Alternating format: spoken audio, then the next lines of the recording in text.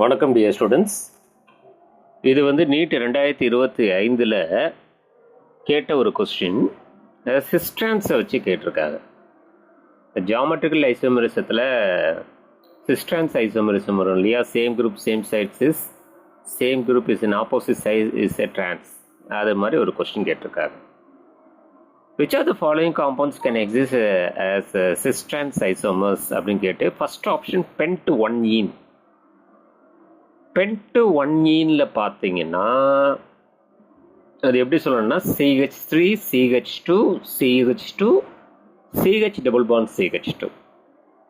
இந்த இடத்துல carbon carbon double பாண்டில் ஒரு சியில் ரெண்டுமே சேம் குரூப்பாக இருக்குது, CH2ன்னு. இப்போ அது கண்டிப்பாக வந்து சிஸ்ட்ரான்ஸ் ஐசோமரை எக்ஸிபிட் பண்ணாது. pent1eங்கிறது இல்லை. 2-methyl hex2ene.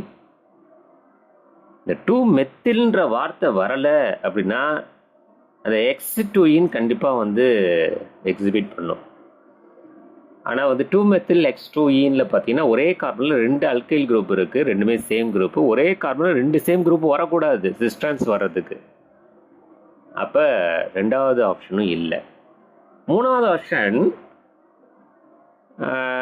1,2-dimethyl cyclopropane சொன்னால் கண்டிப்பாக வந்து சிஸ்ட்ரான்ஸ் ஐசோமர்ஸை எக்ஸிபிட் பண்ணும். ஆனால் 1,1-dimethyl cyclopropane அப்படிங்கிறது எக்ஸிபிட் பண்ணாது.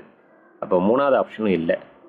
நாலாவது ஆப்ஷன் 1,2-dimethyl cyclohexane. இது கண்டிப்பாக எக்ஸிபிட் பண்ணும். ஸோ உங்களுக்கு சிஸ் எப்படி இருக்குது, ட்ரான்ஸ் எப்படி இருக்குது அப்படின்னு காமிச்சிருக்கோம். சரிங்களா? சரி.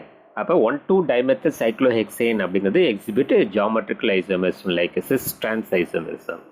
சரிங்களா? இப்போ நாலாவது option is the correct answer.